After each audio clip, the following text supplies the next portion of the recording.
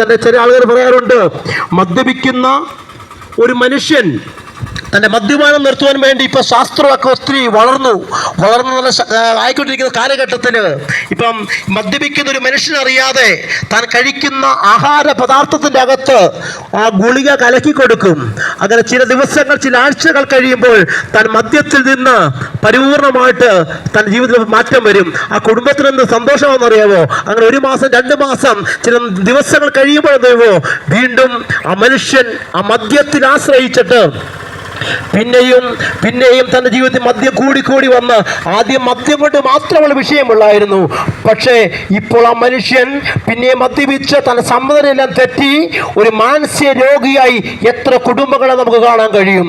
ഇന്ന് പകലിലും ഈ ദേശത്തോട് ഞങ്ങളെ വിളിച്ചു പറയാം, നിങ്ങളുടെ ജീവിതത്തിൽ അല്പനേരത്തെ ആശ്വാസത്തിന് വേണ്ടി മദ്യം മാറ്റുവാൻ വേണ്ടി നീ ഗുളികയെ ആശ്രയിച്ചിട്ട് നിന്റെ ജീവിതം എന്ന് പറഞ്ഞ ഒരു മാനസിക വിഭ്രാന്തി പോലെ നീ നിന്റെ കുടുംബമായിരിക്കുന്നുവെങ്കിൽ ഇന്ന് പകൽ അവിടെ നിന്ന് മാറ്റം വരുത്തുന്ന ഒരു മാർഗമാണ് സുവിശേഷം.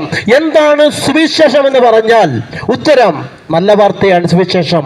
സമാധാനത്തിന്റെ വാർത്തയാണ് സുവിശേഷം. ഈ സുവിശേഷം ഒരു വ്യക്തിയാണ്. ആ വ്യക്തിയുടെ പേരാണ് കർത്താവായ യേശു ക്രിസ്തു. ഞാൻ ഇങ്ങനെ പറയാറുണ്ട്, സുവിശേഷം